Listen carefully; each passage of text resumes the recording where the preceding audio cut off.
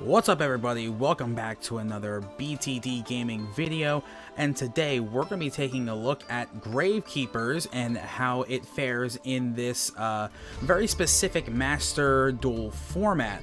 As you know, Gravekeeper is my favorite deck, and I'm well aware that it's not the best deck, at least in the current TCG, but we're going to see how it does in this format. And as you can see, there's some things right off the bat that can stand out to you. First of all, the ban list for Master Duel is more based around the OCG, which means cards like Max C are legal. Dragoon is not legal. We all know Dragoon is a big part of the Gravekeeper strategy.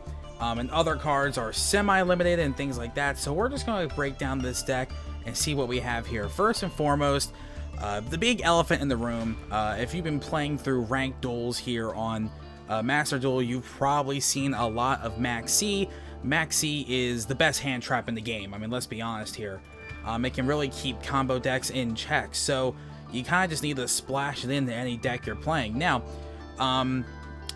if you would rather use cards like Ash Blossom or Effect Veiler, or maybe some different spell cards or different trap card combinations, you can swap this out, but as you're getting higher and higher in ranked, you're going to find yourself probably wanting this Max C. So for right now, it's at 3 in this deck. If Master Duel has a more TCG centered ban list and Max C is still illegal, then obviously we'll switch it out for something else. But right now, 3 Max C. Next we have Gravekeepers Recruiter. So this card can search if it leaves the field and sent to the graveyard, and the problem with this is you have to normal summon it. It uses a normal summon, and the combo for this is you would summon this and then link it off with the Artemis Link 1 to get the effect. It's not the most optimal way of doing things, so that's why we're only running 2. You don't necessarily want to see it turn 1. If you draw it, cool. If you can make a play, sometimes it can save you games, which is why it should still be in this deck, but 2 should be just fine for Gravekeeper Recruiter. Next, Gravekeeper's Headman. This card is really good. When it's summoned, you can special summon a level 4 Gravekeeper monster from your deck, or sorry, from your graveyard to the field. A lot of times, cards like Commandant are going to be in the graveyard because of the effect. Spiritualist is going to be in the graveyard because of the effect. So Headman is going to have some targets to special summon. A very good inclusion in any modern Gravekeeper strategy. Next, Gravekeeper's Commandant. This gets you to Necro Valley.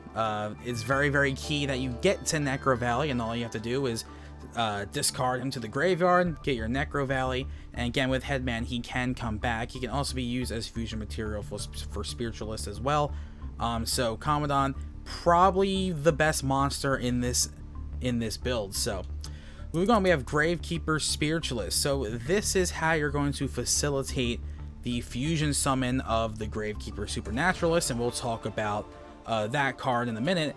But all you have to do is summon it, and then you can use Spiritualist and another Gravekeeper monster, or Spellcaster, any Gravekeeper monster, or I think any Spellcaster, as fusion material. Odds are you're probably going to have a Gravekeeper card in your hand. Fuse them together, and that's how you bring out your Supernaturalist with Gravekeeper Spiritualist. Very good card, especially in this particular format. We have Dogmatica Ecclesia. It's a spellcaster, so at least it has that kind of synergy to it for the rest of the Gravekeepers. This basically just facilitates getting your Dogmatica punishment. Raigeki's in here just kind of as a tech. It's good to clear your opponent's board. You only have one of them. If you want to swap things out, maybe to get to Lightning Storm, because again, these games are only at one game and not a full best of 3 right now. So if you go second, then Raigeki or Lightning Storm, anything like that, Harpy's Feather Duster can take this spot. But in this particular build, I have Raigeki for now, but that can change easily. 1 Terraforming to get to your Necro Valley, and then we have Royal Tribute. So Royal Tribute can flat out win you games. If you control Necro Valley, both players discard any monsters in their hands. Obviously, you need to be strategic about when you activate this card. You don't want to be discarding a bunch of your own monsters, so you want to make sure the monsters you have been played and you made those plays first. Obviously, you need Necro Valley on the field to activate this, but even if it gets rid of one monster in your opponent's hand, that monster could have been a key monster in their whole strategy, and you could just completely shut it down. Or there's nothing more satisfying than discarding your opponent's like full hand or 3 or 4 of the cards in their hand. Royal Tribute can just steal games. Such a really good card, especially in this deck. Next, we have the best normal spell in this deck, which is Necro Valley Throne. You can use one of the effects. You can either search for a Gravekeeper monster and put it to your hand, or you can normal summon a Gravekeeper monster. So that'll get you an extra normal summon in a deck where, you know, summons you have are few and far in between at times. So Necro Valley Throne, this is the card you want to be searching with Supernaturalists once we get to that effect. We have Paw of Prosperity. In this particular build, in this format, the extra deck isn't very vital, so you can get away with banishing a bunch of extra deck cards to get out Prosperity. If you prefer Extravagance, you use Extravagance, but I just like being able to pick and choose which cards I want to banish, so you know, I don't end up banishing any of my key extra deck cards. So Prosperity is really good in this deck. You know, obviously the extra deck is going to look different when Dragoon comes. We're having to put that engine in there. We're going to have to swap things out. But for right now, you need as much draw and surge power as you can with this deck, and Prosperity definitely allows that. Next, oh, and by the way, Prosperity only an SR. So it's fairly easy to craft to get a playset of Prosperity, which is just, I think, one of the great things about this game, the whole crafting system in general. It is worth noting that I was able to get this deck. As you can see, it doesn't have a ton of URs. Obviously, a lot of the staples are URs, and those are cards you're going to be using in multiple decks anyway.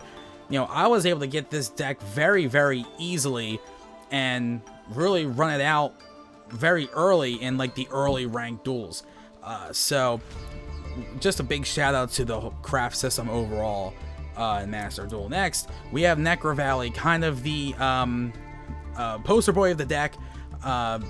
You know, it's a floodgate, and it can really mess your opponent up because a lot of decks depend on moving monsters from that graveyard and banishing and things like that. So Necro Valley can just be a killer, plus it facilitates your fusion summons for Supernaturalists, it facilitates your Royal Tribute plays, and this is the most important card in the deck.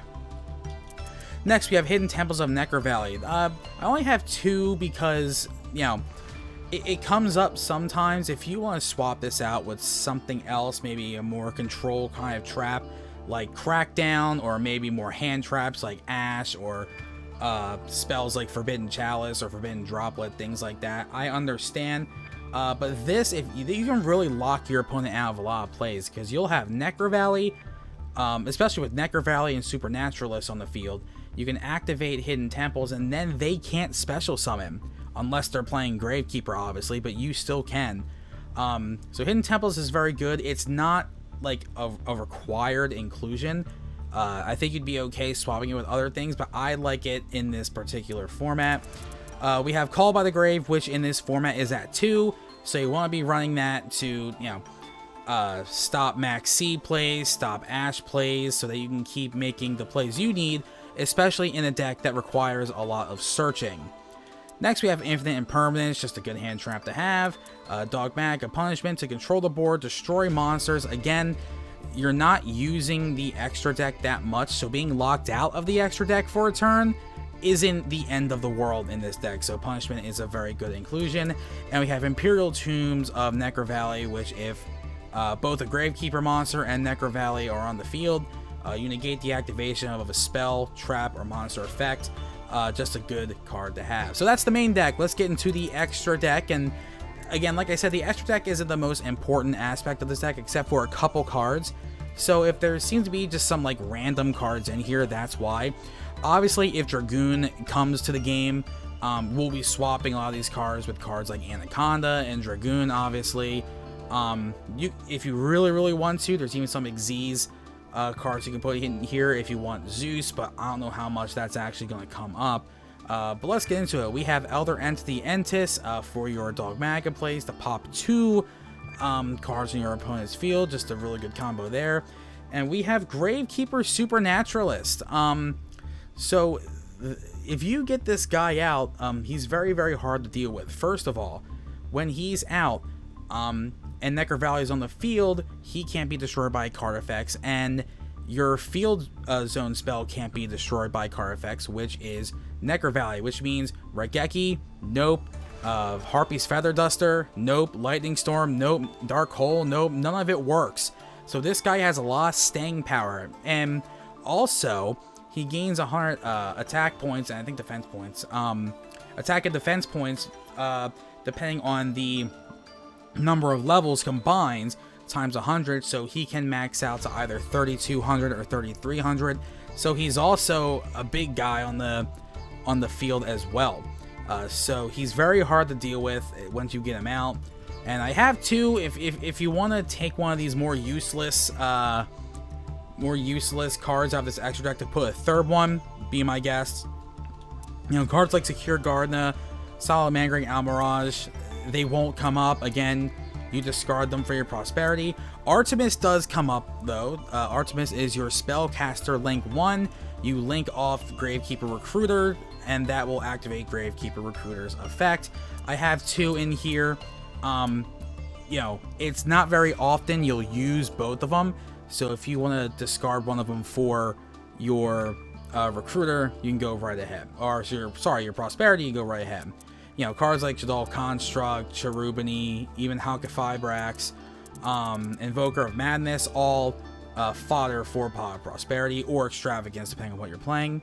Nightmare Phoenix and Unicorn can come up. You can get them out depending on what your board state looks like. So they can be big plays. Appaloosa, a little harder to bring out, but if you're able to, that's a negate.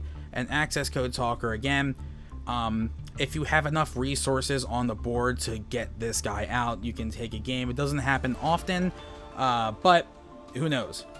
So this is the build for Gravekeeper, and you know, we're going to take a look at some replays, starting with the lower bronze tier, then a duel in the silver tier, and then a duel in the gold tier to see how it's set up, and you know, how it did against a bunch of different decks. Again, depending on what ban lists will be included in the game, this deck will change. Like if Max C stays banned at TCG, obviously Max C won't be in there. Obviously we'd be replacing cards for the Dragoon engine, but this is kind of the build I have right now, and we'll see how it holds up.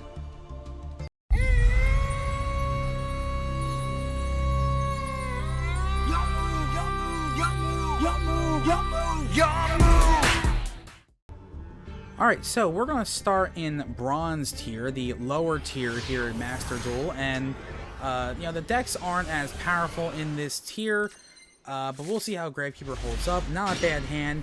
We have Spiritualist turn 1, Terraforming to get our Necro Valley. The activation goes through. Activate Necro Valley, and we are going to set Imperm and Necro Valley Temple, which, by the way, Temple was not in the deck profile. I decided to take that one out. This is a very early version of the deck, so we're going to Imperm this column so the Flute of Summoning Dragon can't go through. It resolved. Really cool animation effects, one of my favorite things about the game right now. It'll swing for 12, but frankly, I'm not very scared of this board. Again, this is a much lower tier deck compared to this build. We have Pod Prosperity. Very, very good. We're going to banish 6 cards, or I think that was 3, actually. Ooh, there's Royal Tribute. There is Commandant. We're going to grab the Commandant, alright, so that we can summon Spiritualist, activate Spiritualist effect, fusion summon the 2, and we will get our Gravekeeper Supernaturalist on board. And then we're going to attack the Lord of D, 1300 damage, because again, of Prosperity's effect takes less. Then we use Supernaturalist to search Gravekeeper's headband. You'll see why that's good next turn. And they'll T-set, and it looks like we're going to have a pretty easy time here. We're going to draw. Summoner Monk wasn't in the profile either. Summoner Monk will become a lot better once Dragoon is in the format. We're going to Headman to special summon Commandant. We're going to attack. attack with Headman, and then attack with Supernaturalist, and we're really putting the pressure on now. Only 2,400 life points. We search Recruiter, and now is our opponent's turn. And we'll see if they have anything else they can do. Not really. They'll rush recklessly this guy, swing over the Headman, but not really worried about that. Alright, we're going to enter probably the final turn of the duel here. We'll draw, we get another Prosperity, but we're just going to swing for game, and that will be it. Here comes the final blow, and Gravekeeper takes the win in this one. Alright, now we're going into a silver tier duel, and this is when the decks become much more diverse. You don't really know what you're getting into when you're in this tier. You know, so we'll see here. Not a bad hand. We have Headband, we have Royal Tribute. The only problem is we don't have our Necro Valley. We're also going second, and we're going against Prank Kids. So we're in a pretty tough situation now because we have no hand traps here to deal with any of this. So our opponent can just go full combo. We're actually going to speed up this turn a little bit. So that this doesn't take forever. Prank Kids can have really long turns. So they're just going to do the Prank Kid thing. We get Prank Kids Pranks, Prank Kids Fansies into the grave. We're going to get rid of Doodle Doo. Get these cards out of the grave. Again, you can see why Necro Valley will have been really huge here going first. We have Pandemonium, and we're going to get some Fusion Summoning going here in a second. They're going to be able to get out the Battle Butler. There he is, but he's probably not going to stay in the field for long because he can have Weather Washer. But he'll probably be able to get another Battle Butler onto the field somehow. This is a Prank Kid player's dream right now. Burner's Beam for 5. We have Roxy's. He's going to discard. And we have Pot of Desires. He draws 2, banishes 10. Thunder Dragon Fusion. A very good card. And there's the other Battle Butler. So they have their Raigeki on board, but we have Prosperity. And we're going to see if we can search for anything good. There's Commandant, so we're going to be able to get our Necro Valley. There's Necro Valley right there. Another Prosperity. Another Prosperity. We grab the Commandant. Now, the reason we grab the Commandant, and there can only be one that will make things hard. We grab the Commandant just for deck thinning purposes. We get the Necro Valley anyway. Some more Prank Kid shenanigans, but there can only be one will make this very difficult. Activate Necro Valley, summon Headman. We can bring back Commandant, but only set it because if there can only be one. He'll Battle Butler them. We'll go for the Royal Tribute. There's nothing. It was worth a shot. And we are in a tough spot here. Alright, we have Dogmatic of Punishment on the board, but we'll see what that can do. Again, he can kind of go full combo here because I have nothing to respond. There's Plant Anaconda. And this is where we activate the punishment to put some pressure on. We're going to destroy, it looks like, the Anaconda. We send Entis, activate the Entis effect, and we're going to get rid of the Weather Washer. Another Pot of Desires, and he's really thinning out the deck here. He does have Prank Kid's place. He gets the Roxy's, summons the Roxy's, and he's going to swing for 1,500. There's not much he can do. Necro Valley really puts a damper on his turn, so at least that helps us survive again. There's another Prosperity again. Another clutch draw. We're going to banish 6. We have Terraforming. We have Headman, which is pretty good. Tombs, Summoner Monk, Called by the Grave, and another Hidden Temples. We're going to add Gravekeeper Headman. We need to get resources on the board. Activate the effect. Bring out Commandant to set. Nothing else we can really do here, but we do activate Hidden Temples. Now they can't special summon unless it's a Gravekeeper, so this can really stall their turn here. They do activate Prank Kid's place. They get Dropsies, and they're going to normal summon Dropsies, enter the battle phase, swing at the Commandant, but it's too big.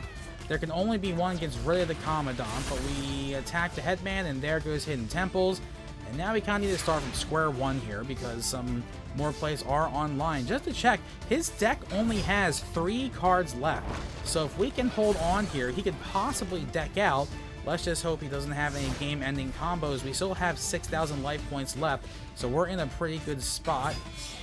He summons Fansies, and he will get out Meow Mew. Get Maomew, activate Prank Kid's place, get Parallel Exceed. I'm still not that worried here because I don't know if he'll have enough firepower to take me out before he runs out of cards. Alright, so we're getting some more link plays here. We have Nightmare Phoenix, and he didn't use Nightmare Phoenix to get rid of the Necro Valley. Okay, so we're going to draw. I don't know if there was some kind of thing restricting him from that. We have Necro Valley Throne, a clutch pull. We're going to be able to search our Commandant, and we're just going to summon him to get a 2100 beater on the board, attack the Nightmare Phoenix, and now once he draws, he will only be down to 1 card. So he only has a couple turns left to make something happen here, and he has nothing. So it's our turn again. We're going to continue to apply the pressure. We're going to set Recruiter, swing for 2100, and this is his last draw phase. 1 card left. He draws his final card. Does he have anything? He will set 1, and that's going to be the end of the game. So after this main phase, we're just going to pass, and in his draw phase, he won't be able to draw, and we will take the win. Win by deck out with Gravekeeper against Prank Kid. So pretty crazy duel there, considering how that duel started off. The last duel we're going to look at here is a gold tier duel. Admittedly, it is sort of lower in the gold tier, so we're not running into some insane decks yet, but this is almost kind of where the threshold is for Gravekeeper. Not a bad opening hand. Whenever we open with Necro Valley and Necro Valley Throne, that's a very, very good thing. Activate Valley, activate Throne. We're going to search for Spiritualist, summon Spiritualist, and we're going to use the effect of Fusion for Supernaturalist, and he will have 3200 attack. We'll be able to search for Necro Valley or Gravekeeper card during the end phase.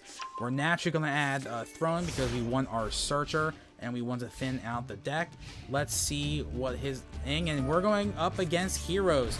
So he has Faris, but we're going to activate Impermanence and we're going to negate the search. Alright, so hopefully we shut down the turn there. And Faris is negated.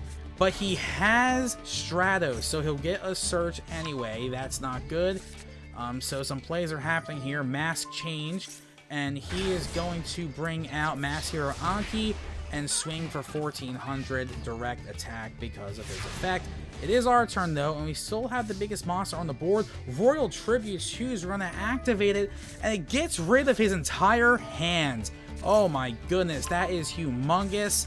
That is just how Royal Tribute can steal games from people.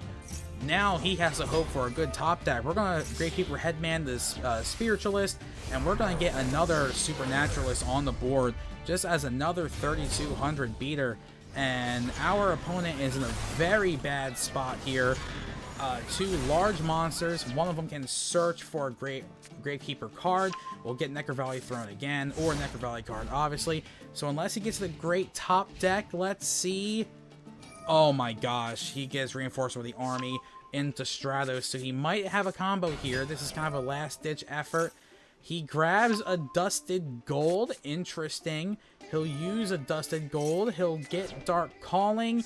Does he have any plays he can make? He realizes he doesn't, and we're going to take a win here in gold tier. As you can see, Royal Tribute just completely messed up his strategy and just totally knocked him out of the game. Alright, so as you can see, this deck can hold up pretty well. Now, obviously, I think, you know, you have to kind of put it in perspective. Clearly, this deck performs better in that more mid-tier, silver tier when the decks are more diverse, when there's a bunch of different kinds of decks, because as you get higher into gold tier, the diversity of decks starts to dwindle a bit. Alright, and their power level is just better than Gravekeeper, but I hope that they include like a casual mode, because that's the kind of spot this deck could really fit well in. But I was able to get up to gold with just this deck. But once it got into gold, things became a little difficult, obviously. And like I said before, Depending on what ban list they include in this game, you can make certain changes. Obviously, this deck is a lot better with cards like Dragoon in it. It's more of a power play for this deck. But right now, the deck sort of did its job. It could lock your opponent out of things, stop some of their plays. Supernaturalist really carried some of those games. This was my Gravekeeper build in Master Duel. I can't wait to build more decks and do more of these videos and show off what exactly this game has to offer. So make sure you're playing Master Duel. Make sure you're having fun with it. I certainly am. I think the game is awesome.